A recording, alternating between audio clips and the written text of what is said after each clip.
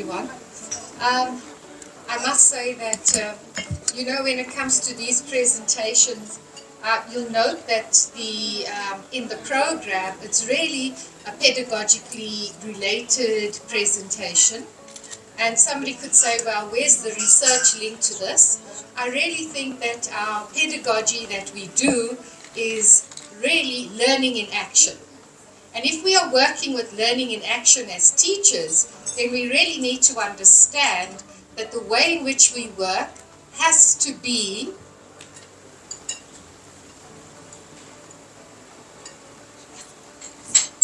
in relation to the everyday activities that we do.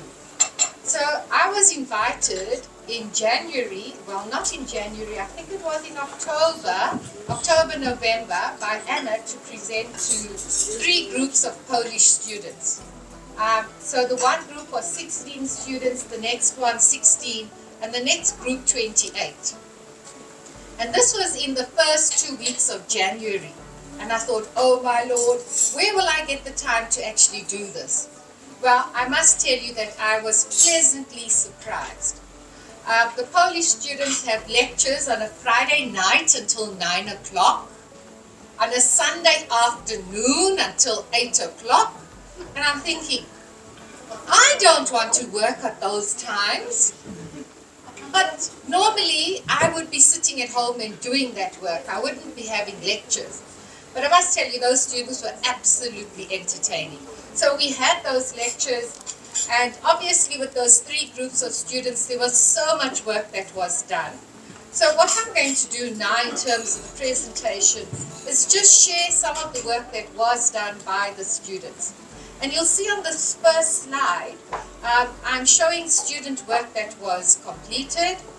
At the top you'll see a game, and that game was designed by one of the students. These are foundation-based students, and I'll talk more about who the students are, what we did with them. And I thought to start it off, let me share what they did. Because part of our work is really not about us doing the work. It's about how we work with students. And it's about the work that they ultimately create and also can explain and implement in their particular classrooms as well. So this is a game that one of the students made, because one of the assignments was that they had to make a game. And what is very interesting here is that the game really integrates so much. It's not just numeracy, there's literacy as well, and there's also life skills. So with regard to this, as a teacher, you have to start thinking about what is it that we are challenging our learners to actually do and learn. At the bottom there, you'll see synquanes. Now, you would be saying, so what is a synquane? It's actually a poem, and it's a poem with a particular style and a particular format. And you'll notice I've shared 2 examples of synquanes that the students have written themselves.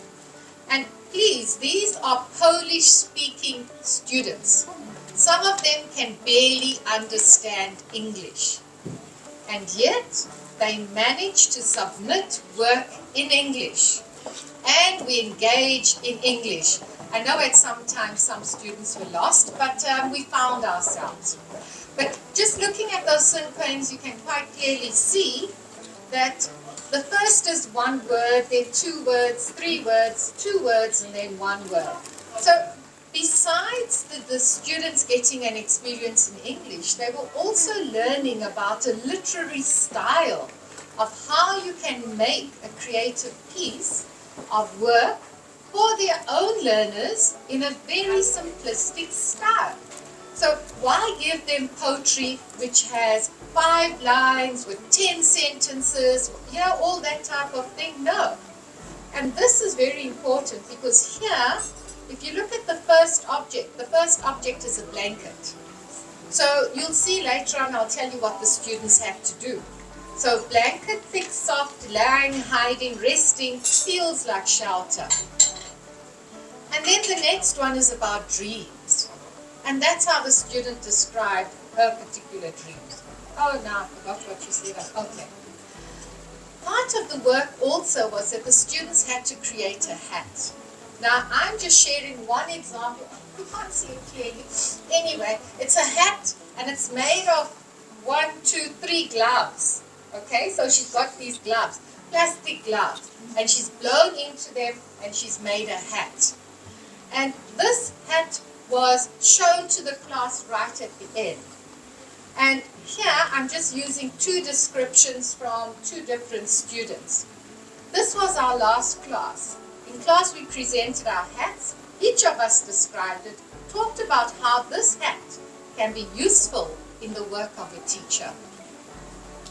And the students created them. I mean, on this day, we laughed so much because we looked at all the different hats that were made. Today, we were talking about a crazy hat that we were supposed to make. It was a fun activity that stimulated our creativity. I found today's lecture very interesting and great for our imagination. And I think this is what we need to be thinking about when we're working with our students. How is it that it's not us about getting them to be creative? It's about us unpacking and giving them the opportunity to see that they can be creative. And a lot of the time, the way we teach, we box people up, we box them up, and they never get to have the opportunity of seeing how they can be so much more.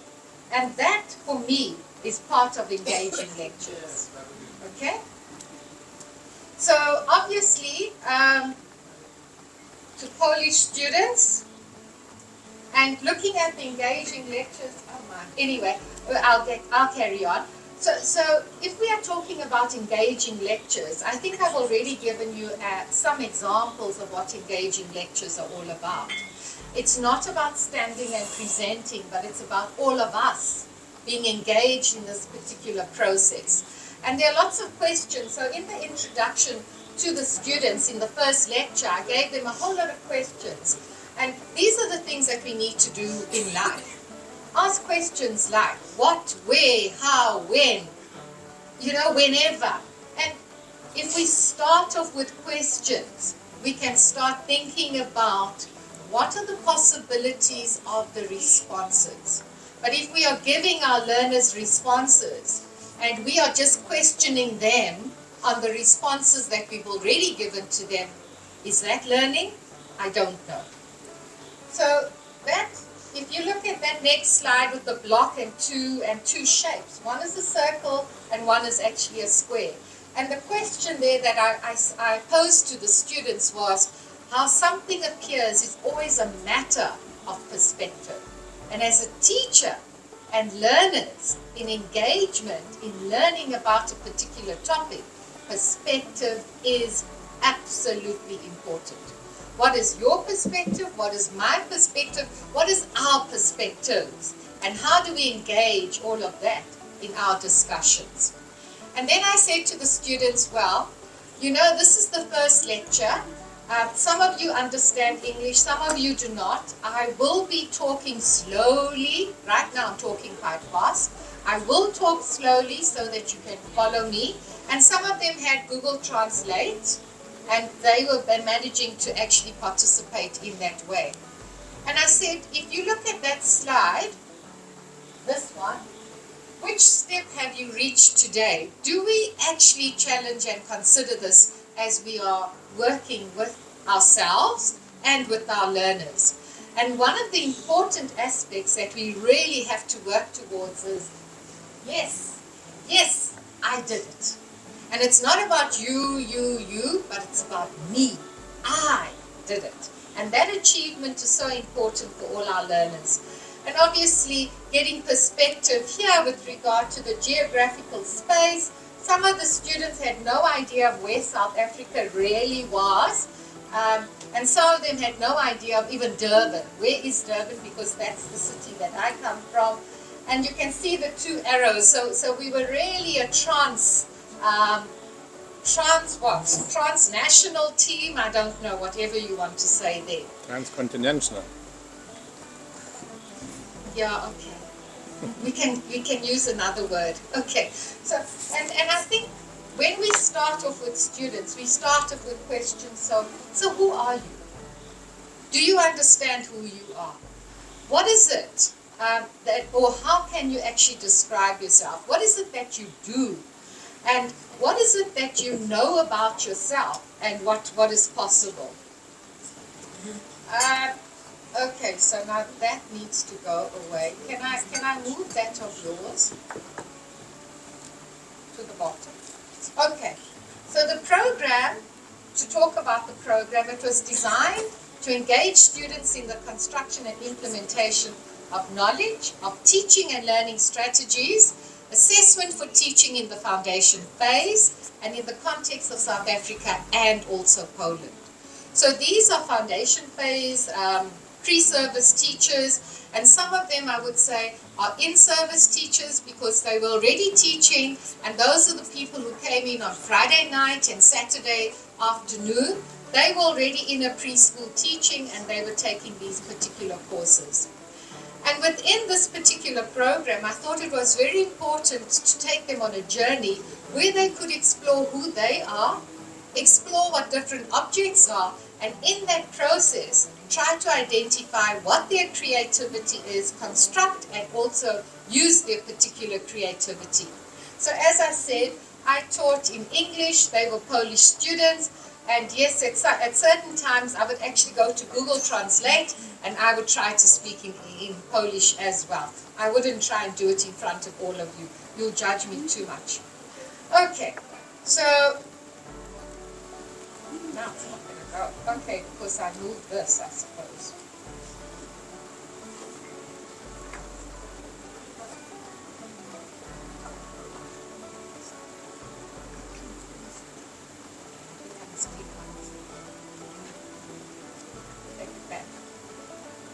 I always change things. So. Yeah, that's fine. No, let's go back. Okay, that's fine. So the approach of the program is really looking at co-construction. So in the initial part, we introduced ourselves. We located where we were in the world. We looked at, so who are we, and we looked at different objects, etc. And then when it came to the actual meat of the program itself that we were needed to work with, it was important for the students to get engaged in that. And hence the co-construction and social constructivist and participatory collaborative approaches were being used. And the mode, obviously, it was all online. And we were using Google Meet, which was, I had to go onto the university, obviously, here in Poland, their particular Google Meet platform, and we had so many problems for 2 weeks trying to get me onto the platform because I had been on the platform before and they didn't delete me and I kept on reappearing. So yeah, but I think what is important here is that when we're looking at the object study that they had to work with, they had to find an object and they had to name this particular object. And in class, because it was online, they had to have their camera on and they had to show us the object. For some students, they had a problem with their cameras, they weren't working, so they had to describe the object to us. So say what it is, describe it, and explain why you like it. So somebody would say, why even bother about an object study?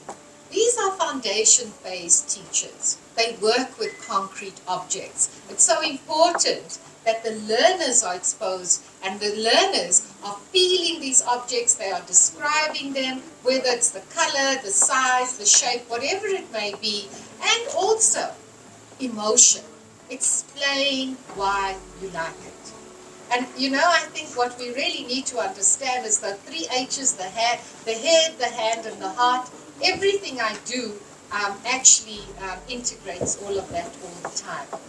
And then obviously, as you can see, the students had to write a cinquain about the object. So where I shared the cinquain about the blanket, the student wrote about that particular object. And then we created a jam board, and on that jam board, we had the 16 cinquains, or we had the 28 cinquains, all on that jam board. And it was so interesting for the students to now look at what the different people were writing, and to actually ask questions about why they chose particular objects. Okay, Then we came to the meat of the enhancing program, and we started saying, so if we are going to be doing this program together, what is it that we need to do? What is it that we should be working with? So this is where we looked at the purpose. And students were saying that we need to look at share experiences, understand children's learning process, and also to discuss and to learn all about this. And when we started looking at the outcomes and the objectives, what do we want to achieve? Then the students would be saying, the best teacher for children, to teach with children in mind. So in co-constructing the program, we were all owners of this program. It wasn't my program coming in to present to you, but it was our program. And therefore, everybody feels included and everybody matters in the process as well. So when we're looking at the design and thinking about how we should go about doing this, participating in discussions, sharing ideas, thoughts, feelings, looking at poetry, music, inquiry-based teaching and learning, project-based teaching and learning, create creative textbooks, use books and play. So these are all the ideas that the students had shared as well. Now, when we went to, okay, so if we are doing this, remember that this is in relation to children. So if we want to look at what do young children need to learn? Do these students or these teachers in service, pre-service, have an understanding of what children need to learn? And you'll notice they are categorized. You can't see it very clearly. Maybe I should have made it a big slide. But very important is that children should be interested in their work. Children should be able to speak properly. They should learn social skills. They should be able to play and work together. They should be able to count and write and read. They should be able to have creative thinking, to be able to solve any problems and to have skills for the 21st century with regard to teaching and learning. Children should learn to be respectful and also how to function well in everyday life and teamwork. So you'll notice that they are categorized, their responses into those linked to knowledge, those linked to skills, and those linked to values and attitudes. And quite clearly, the students covered all those aspects: knowledge, skills, values, and attitudes. And then at the end, I said to them after that, that was all the intro session, write a sentence on your thoughts about what has been discussed. And that's where we're now bringing in reflexive practice, because as teachers, our reflexive practice is so important in terms of how we work, what we will be doing, and how we will do it. But firstly, why do we do what we do when we do it? Okay, so this gives quite a spread of the assessments that had been decided for the different groups. Because two groups were part-time and the one group was full-time, then the full-time group had more assessment than the part-time groups. And that was something that obviously had to be done because of the sessions that we had. So you'll notice one of the assessments was that the students had to write reflections on 3 sessions. Then they had to do a synquane. All the groups did synquane. So as I said, 3 groups, all of them did synquanes. And then the third thing that had to be done was a game that had to be completed. And what was important, it had to be play-based. They had to take age of learners into account. They had to take knowledge, skills, values, and the instructions to the learners. And also it had to have proper structure. And obviously we negotiate the 23rd of January as the date when they would actually hand in all the work. Synquanes were done as we were working with it. And then some people said, oh, they wanted to actually rewrite it or something of the sort. And I would say, yes, it's fine. Go ahead, rewrite it. And notice the assessment for the synquane is 5 lines, 5 marks for that. And then one word line, 1 mark. So where it's line 1 and 1 word, you get a mark. When it's 2 words, you get a mark. But the theme and everything must all be connected. So that's how they were learning also how to assess that simple poem that they wrote and how they could actually give it to their own learners. And they could assess it with their learners as well. Okay? So here is this is the last part, is looking at reflection. So all the students wrote reflections, and as I said, there was 16, 16, and 28. So that was the spread of reflections that I received, and these reflections were marked. I had to go through, some of it was written in a bit of Polish, but then, anyway, it was all worked out. But I think what is essentially important with these reflections, if you look at, I didn't know that everything can be broken down into prime factors and that we can make a lesson from every little thing. We really, and this is, I think, from not just our South African context, but just from teaching. Every little thing can be used for teaching. So whether it's a small leaf, whether it's this tissue paper that I'm using, how can we use that to engage learners in constructive knowledge and also skill development and attitude development at the same time? In the latter part, we presented our crazy hats, and it was fun and also educational due to the fact that from such a simple thing, we can teach children to be creative. And then the other student, I've got so many, I just chose which ones I will work with. And this one does start off with a bit of a negative, which is fantastic, and that's what we want to hear, and that's what we want to read. I felt and actually still feel a little unsatisfied. And this is obviously from the last lecture.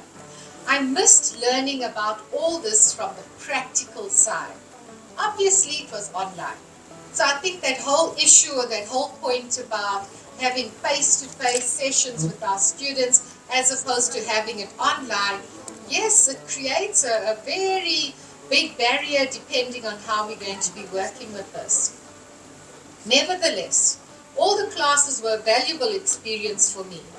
The classes turned out to be valuable not only in terms of content, but also showed that you can get a lot more out of them. It all depends on different teaching and learning strategies. The mind of both teacher and student, in other words, learner, should be open. And for me, that last sentence is so important. How are we opening the minds of our learners, our students, in engaging with them? Thank you so much. Thank you so much. Maybe some questions to Professor Angela? Jakieś pytania do pani profesor? No questions. Yeah, one. Why not? Because it's conference and we need questions and we need discussion. Presenter Angela, Professor Angela mentioned about attitudes. What about, and also about open-mindedness? What does it mean open-minded? Who is open-minded of us? Not United States, of us. Well, when you speak about us, I'm not sure who you're referring to. Maybe that's also the openness of your question that you have asked. And I think when we speak about us can be the individual, it can be the social grouping, it can be the teachers with the learners, it can be the learners on their own. And I think what we really should be thinking about is how do we engage learners in real life type situations. And for me, that's the openness, because the realness of life is what we need to be working with. The next one. Why do we need to do that? Why do we need to engage them? Okay. Are we actors or not? Well, you know what? It could be an actor. At the same time, are you an actor? Right now, as you're asking me a question, or are you a real person because you are concerned about the response that you're going to get? Is it education or entertainment? No. I really think, you know, and after working with children so much, and actually, let me just give you this case scenario. So I work with students who are 20, 24, 25 years old. They go out into the community and they work in schools, in old age homes, in wherever. And when the students come back to class, there was a young woman who was working with these 3- and 4-year-old children, and she came to class, and in class we were discussing, and she said, I don't like young children. And she was like, oh. And the class said, oh, but you don't like young children. Remember, she's going to be, I teach students who are going to be teaching high school. And she said, yes, they just want you to cling on you and all that. Anyway, for 3 weeks she was busy at that school. And then when her colleagues asked her, so how's it going with the children? She said, oh, I have learned to love the children so much. So, you know, it actually is in experiencing that closeness and experiencing also yourself, trying to come to terms with what is happening around you. You know, and in looking at a lot of our students, I do not think that they grow up with lots of care and close attachment to parents, to grannies, because many of them come from very poorly resourced types of settings. And because of the nature of their context, people are just trying to survive. So parents leave work early to go and earn, they come back late, they're barely with their children. So when the students actually engage people who are more caring, it's difficult for them to be able to also show care. So these are the things, we actually set up our own barriers, I think, as individuals. So it's in those spaces where, yeah, the closeness, the interaction, all that actually is vitally important. And that's why I think as teachers, we need to understand who we are, each one of us. And it's not just about your personality, but it's about how do you engage with other people as well. And in our South African situation from our history, I mean, some people would be very nice to a white person, and to a black person, they'd be, oh, very ugly to them. Now, you've actually got to observe these people and say, so who is this person? You have to know who you are and treat people in an equitable, equal manner as well, independent of who the person is. Thank you. Here's the last question. My last question that I ask. Well, I'm impressed because of your presentation, and my question is, that's about my reflection during during your presentation.